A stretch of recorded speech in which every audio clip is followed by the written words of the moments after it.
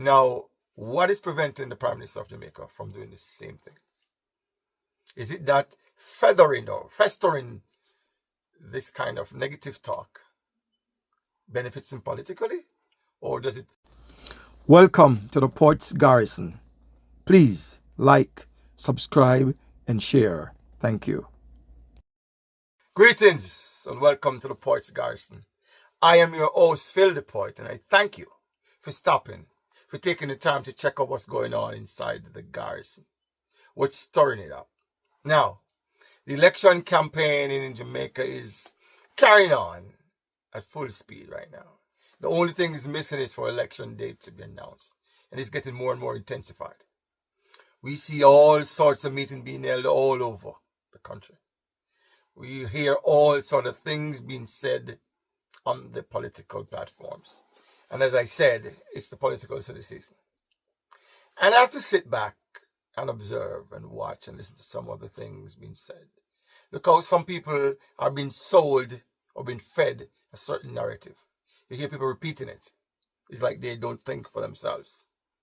Now, once again, the attacks on the suitability of Mark Golding to lead the country is on the rise again.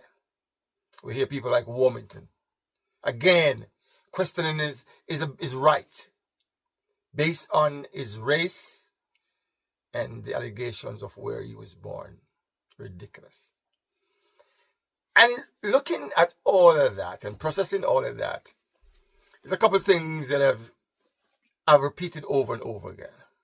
The whole issue of him holding or has held a British passport is of no significance because he is allowed by law to sit in the house if he has a Commonwealth citizenship, Nigeria, Canada, United Kingdom, because our parliamentarians pray a prayer at every sitting for the wealth and the health and the well-being of the King of England. So the issue of Mark Golding's citizenship, we know for a fact he was born in Jamaica. So the whole issue of where he holds a passport for is not important, it's relevant. And because they can't find anything to stick on him, this is what they keep coming back to. There are people in the parliament today who were born in England. Mark was born in Kingston, Jamaica. But the interesting thing to me is how the Prime Minister has been silent on the whole issue of his suitability of his competitor. Silent on Mark's place of birth and holding a British passport. And the Prime Minister knows better because he's the Prime Minister. If Daryl Vaz could go and get a copy of his passport and publishes it to the world, the Prime Minister clearly can get his birth certificate and find where he was born and laid to rest once and for all.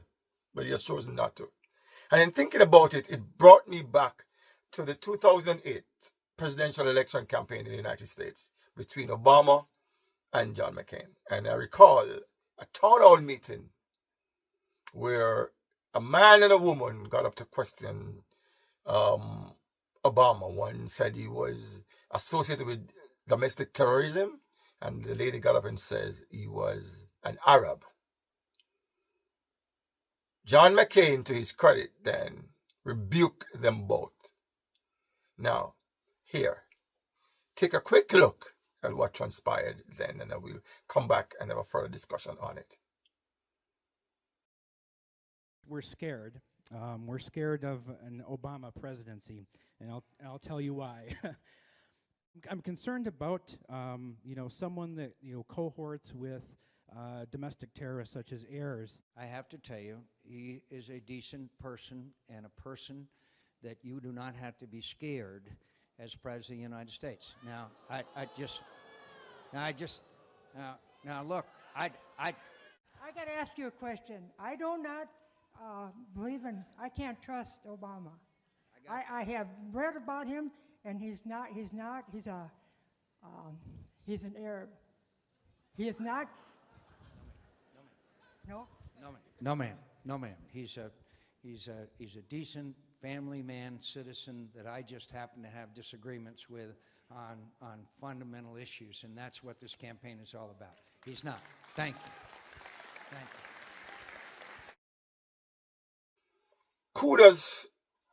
Kudos to John McCain for rebuking, cutting it, zipping it, chopping it off. No, we're not going down that road. Stupidity. Nothing a gossip. And he laid it clear. Now, what is preventing the Prime Minister of Jamaica from doing the same thing? Is it that feathering or festering this kind of negative talk benefits him politically? Or does it, or coming up and standing up against and say, hold on, stop. No more, this is not what we are about. He was born here. There's proof of it.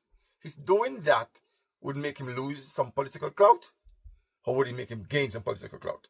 Well, in my mind, in my opinion, he would have gained some political clout, but he has chosen not to do anything about it, to remain silent. And I think he ought to take a page out of the book of John McCain. John McCain was a Republican. And we know the Jamaica Labour Party has links and connections with the Republican Party here in the United States. So, be like your fellow late Republican. Take a leaf out and book. Do the right thing. Lead the discussion to areas that are of more significance to the country, more importance. Not where I'm on born, or lying about where he was born, or political mischief. Lead, Prime Minister. Come out and say, look, I remember when he was called Massa Mark by Nigel Clark. When Nigel came on the fire, he said they were good friends and they get along well. Okay, fine. So you're all good friends and get along well. Just come out and say, do the right thing. Lay it to rest. It will be to your credit, Mr. Prime Minister, if you came out and says, look, cut this out. We're not about this. We're going to talk about policies and stuff like that. Not about personal thing like where I'm on born or if he did have a passport or if him. That is insignificant because his passport is not from, he doesn't have a US passport that would preclude him from sitting in the house. So let us raise the discourse, the level of discourse. Put some substance to it. Prime Minister, take a lead. Call off Warmington and Cuthbert and whoever else want to jump on. Whatever they can't find anything to jump on. They want to jump on stuff. Some of it made up. Most of it made up. I don't know. Now, I think the Prime Minister can set the tone of the discourse of the debates by leading from the front. Calling him, loudmouth people. Calm them down. If he can, calm them down. It will only accrue to his political capital, to his political benefit, if he took the lead on this. So I'm wondering, can you imagine if Andrew had the guts and the balls to make a move like McCain did, to take a leaf out of the page, the book of John McCain? Let me know what you think in the comment section. Andrew Holness, do the right thing. My subscribers, my viewers, let me hear your thoughts. And until next time, as always, is enough love, enough manners, blessings, and respects. And I thank you. Thanks for watching.